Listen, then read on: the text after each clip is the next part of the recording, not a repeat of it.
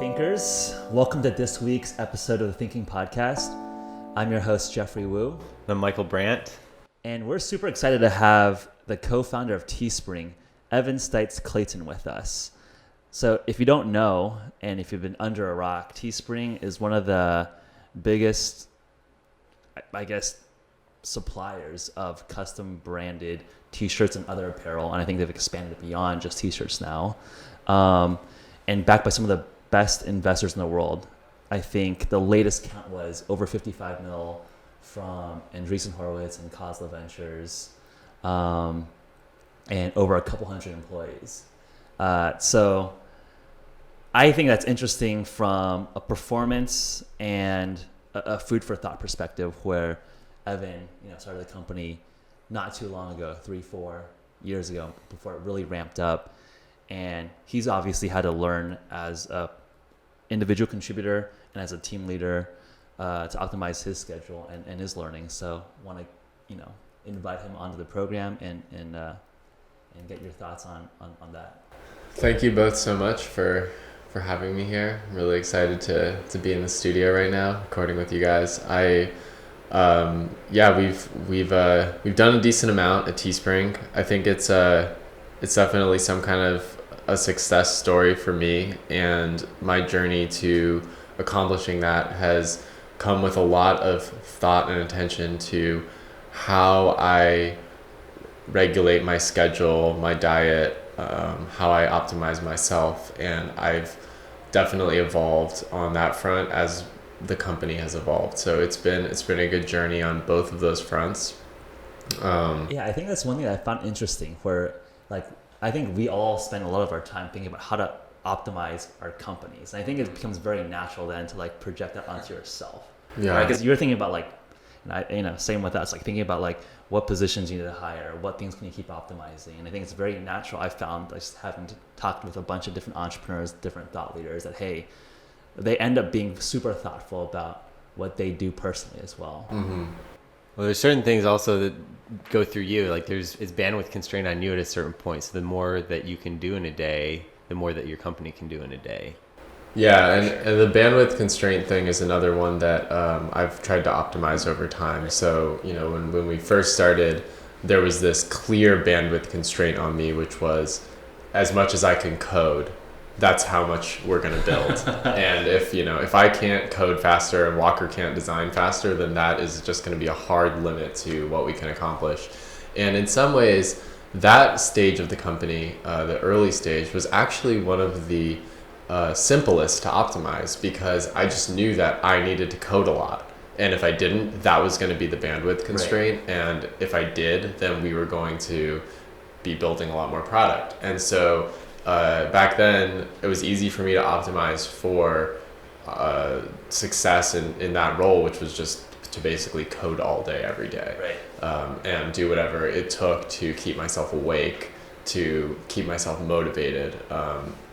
And it was pretty simple. And then as things started to grow, that question of how do you not become a blocker became more complex. From a systems, building a team and all of that. Yeah. Yeah, I'm curious, if you could break down the life cycle or the life of Teespring to discrete sections and how you thought about the business. Okay. What would those 2 or 3, 4 stages be? Sure. Yeah. So the first stage was sort of the concept stage, the generation of the idea. And there was actually a stage of Teespring before we even started working on Teespring itself, when we were working on a completely different idea, but the technology stack was the same, the team was the same. And I think a lot of companies sometimes go through that, kind of the early pivots where you're trying to figure out what you're really going to do. And for us, that was building a student job website that was what we needed at the time as unemployed students, but it turned out it didn't have broader market appeal, that essentially Craigslist had already locked down that market, and that by building a better mousetrap for job finding, it wasn't actually going to open up any new market opportunity. And so that ended up kind of falling flat.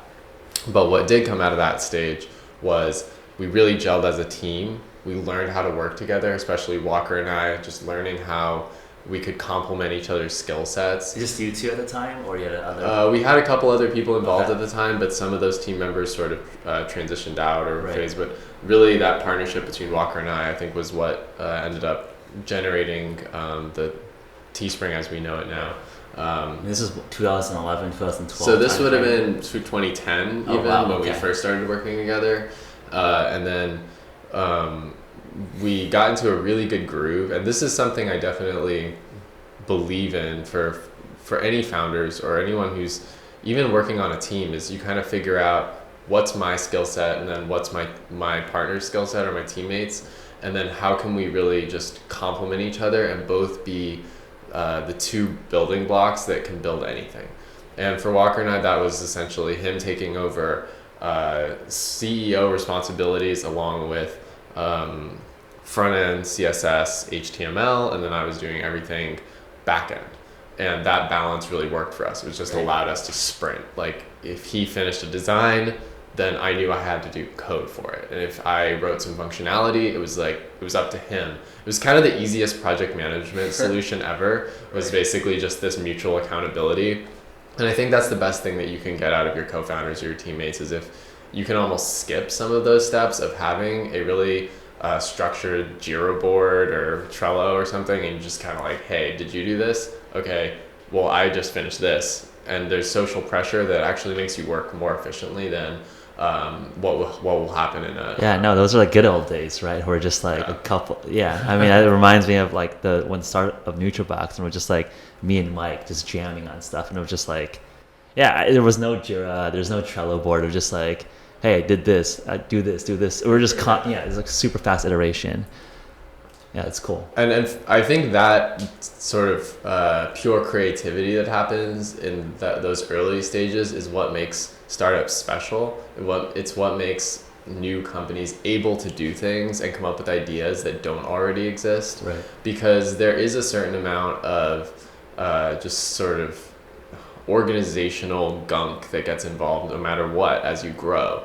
And that's why we need startups. We need small companies to come in and have that kind of iteration, because they'll do things that just aren't possible in a larger company context. Do you feel like you're gunked up now? I think that's like one thing that I thought a lot about. I've worked at a big company, so has Michael. Yeah. And I don't think like a Google or like a Groupon wants to be a gunky old company. Yeah. But it's like almost inevitable that one turns into that. So what was phase two? Phase one is playing around and doing a system for jobs, and then discovering, hey, we could port that over to Teespring. What was phase two?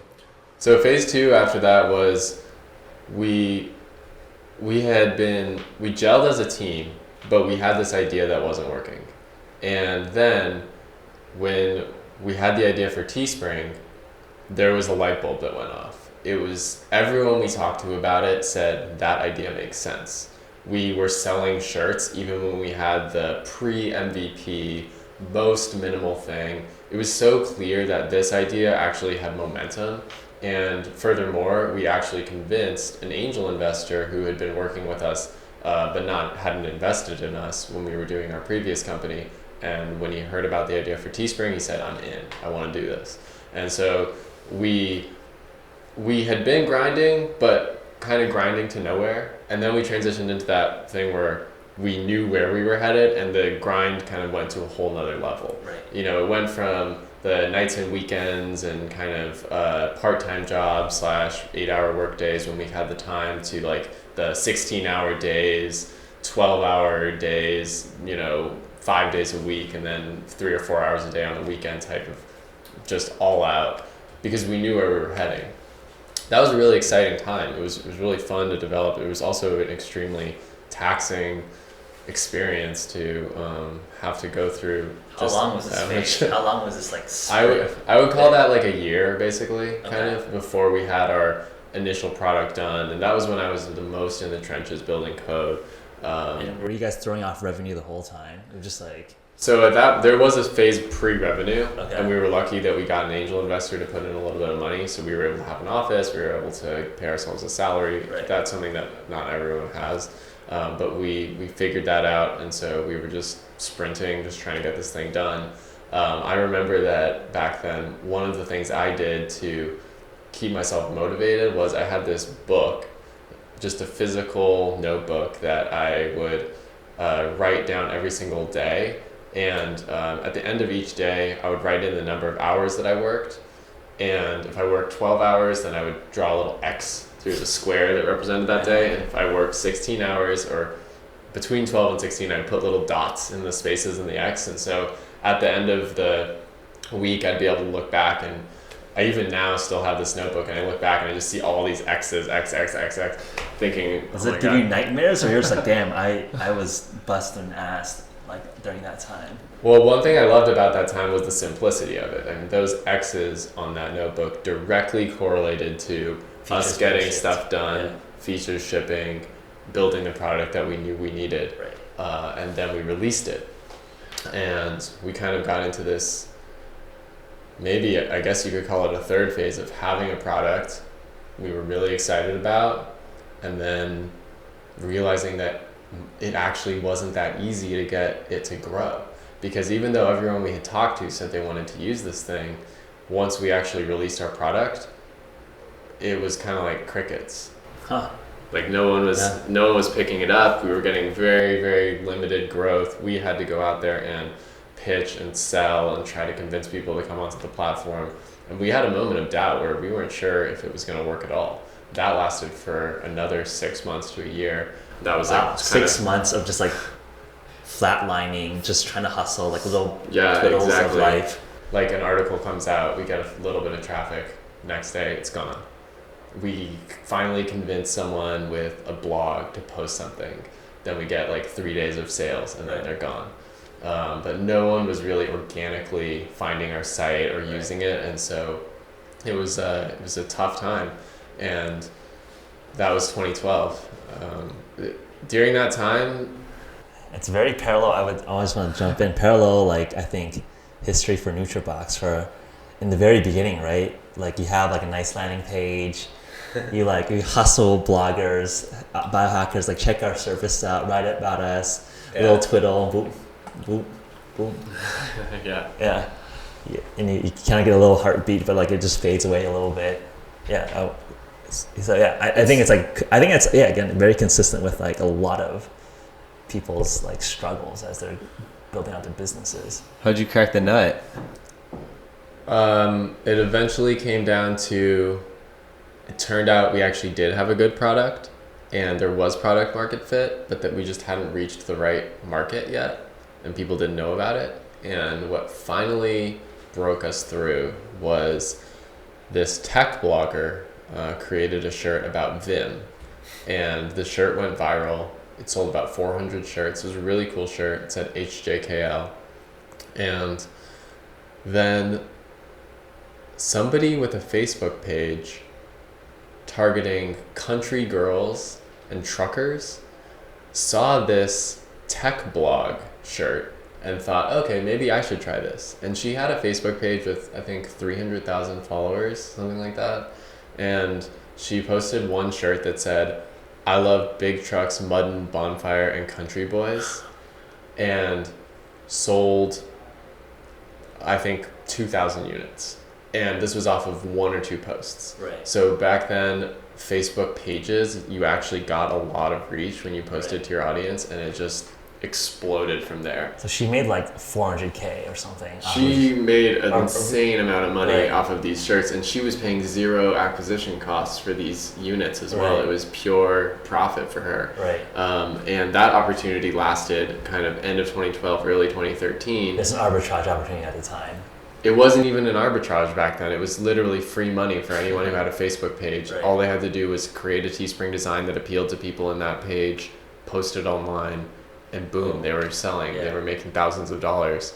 It was a gold rush. So a lot of people started doing that, and before we knew it, Facebook responded by making page posts much less likely to get traffic. Interesting. So by the time it was mid 2013, we were in Y Combinator. At this point, I was no longer really programming at all. Right. And I was just transitioning to like handling this crazy influx of emails. I mean, talk about... So you're a customer support lead. from CTO. We all were. Okay. Walker and I would be online answering customer support tickets every night, and we had, way more orders than we could handle. Things were going out late. We were struggling to balance all of that while actually continuing to build the tech. Right. But at that point, it almost didn't feel like we needed to keep building, our features, because we were growing like crazy. I mean, we didn't need another feature. Right. We needed infrastructure. And so at that point, we invested a lot more heavily in building infrastructure that would allow us to scale what we had. But it also became clear that the tech infrastructure wasn't going to scale. And that was when we sort of rebuilt the whole thing in Rails, Right. in a much better structure.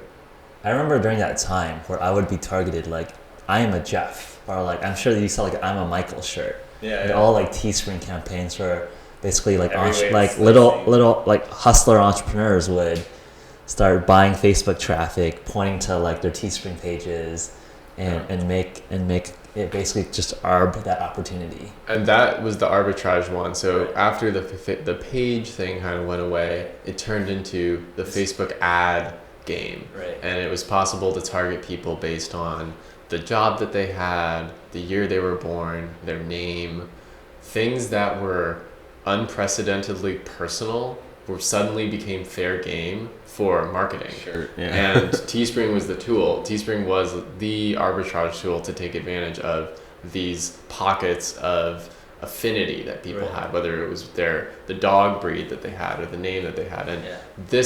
that took us from, that initial Facebook page thing had kind of brought us to the level of success that we had imagined.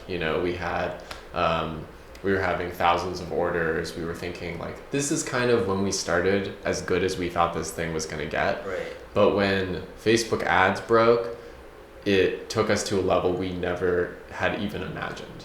And we 10x'd over the course of several months. It was really hyper growth. Yeah. And I think the story was that like you guys have made millionaires off your platform. yeah, we've made, I think at this point, over 20 millionaires on our platform. There have been lots of people who have made a decent income. And I know that my friends were selling those shirts, like you said, the ones with people's name on it. They were only doing that for about 2 months on the weekends as a side job, and they came away with $200,000. So those are the types of Early gold rush, like truly the gold rush. really a gold Yeah. rush, before Facebook started to kind of not want Facebook to become shirtwithyourname.com, Right. and they started controlling it a little bit more, Right. and kind of that's sort of where we're at right now. And then what were the things that you did to capitalize on that once you realized that, hey, people want to make shirts for specific slices? How do we become the go-to product for that? Well, at that point, we kind of just were the go-to because we were the only platform where you could do that with no money down, no risk. And we just started to build our platform more and more to cater to that use case, which meant analytics tools, connecting to Facebook technology. Right. Everything that these marketers wanted was really the focus of our development. And for a long time, that was it. And also around that time, we started to have competitors because the gold rush was, at that point, It's a market. It's known, capitalism, exactly. Right? And So people are like, oh, these guys are going like crazy. They're raising a ton of money. yeah. Let's try to eat their lunch. Right. And we kind of lost the advantage of being able to fly under the radar, which was something that we had definitely capitalized on earlier. Right. And we had people coming after us. And so we built a lot of features, just the things that the market was asking for. And I'm wondering, like, it seems like you basically had like the dynamics is almost like a social platform where you have like influencers, like mega influencers, and like a bunch of long tail, like less power, like not power users. Like, were you doing special hand holding for like your millionaire, like mega affiliate marketing guys? I'm curious how you sort of segmented your sellers. Oh, we were doing tons of special hand holding for those guys. We also had really big affiliate programs. Right. We still do, where if a marketer recommended another marketer, then they could get $1 for every shirt that marketer sold. Right. And so we had all multi-level marketing stuff going on, and that really worked. I mean, that stuff grew our business. It seems a little cheesy, but it it works. You know, when you get that, incentivizing the right, aligning incentives, right? yes, Yeah. exactly. And that was really great for us. So yeah, we did that. We did all the hand holding and the white glove service for those users. We did a lot of our feature development for that user group, and it was cool because it seemed like a clear thing to do. But then there was kind of a lurking problem, which was that as much as we developed features for this cohort, and as much as we kind of had what seemed like a mission, a clear group of users, we were no longer growing. And that was because the market was now being competed for, and Facebook was now controlling the amount of these ads that would be shown, very reasonably, I think, on their part, not to want every single Facebook post to be a shirt with your dog's face or something like that. And that started to expose over time a lot of what was wrong with our company, which was that in the sprint of building this and getting it working and then having hyper growth and raising $55 million and spending lots of those millions of dollars, we had sort of forgotten to pay attention to certain things. Like, we had overgrown a little bit. We had invested a little bit too much in areas that may not have made as much sense. And when we were growing like crazy, those things were always kind of they're covered up. If everything's growing, like all those things are not problems. Nothing's a problem. Yeah. And I started to, I was focused on tech recruiting because my whole mindset was like, at this point, we just need to grow. We need to hire as many engineers as we can. We need to get as big of a team as we can. We need to start as many initiatives as we can. So I started going to hackathons and giving talks and flying around the world to get invited to go speak at all these different. It was really cool. Sounds fun. Yeah, it was fun. But then kind of woke up one day last year and realized, wait, we're not really growing. And I'm trying to go recruit all these engineers, but we probably need to address some more serious things about the way our company is. And I also need to take a look at how I'm operating in the context of our company right now. We definitely got to a point where we had too many cooks in the kitchen. We had a lot of people who had a lot of ideas about how they could grow the company competing in that executive room. And it just became, it went from that two founders just kind of having a lot of clarity around what to build and jamming to like, you got 15 executives kind of. And you hired a bunch of smart people, and I'm sure their execs are all really smart people. Oh, they're super smart people. With a ton of different of their own ideas, and just like exactly, yeah, and that's what that's kind of what you're encouraged to do when you raise a lot of money. It's the play, right? The VCs kind of say, all right, well now build your public company stable of like 15-year experience people. Yeah, and in some cases that works, in others it doesn't. When it doesn't work out, I think it can cause a lot of harm, and I do think that we were sprinting a little too hard. We could have maybe just taken our time a little bit more. But when I took a look at all of that, I sort of saw my own role and thought, why am I trying to be another executive in this room that's already way too crowded with executives? Why am I trying to recruit when we may not even be working on the right things on engineering? I should just be an engineer. So I basically kind of dropped all the stuff I was working on from a management perspective and from a recruiting perspective. And I learned Ruby on Rails and started coding, started making pull requests. Last year, I actually had a manager on our engineering team who was helping me get better at programming. And now I'm pushing code every single day. That's actually like my role now. Right. So things have kind of come full circle.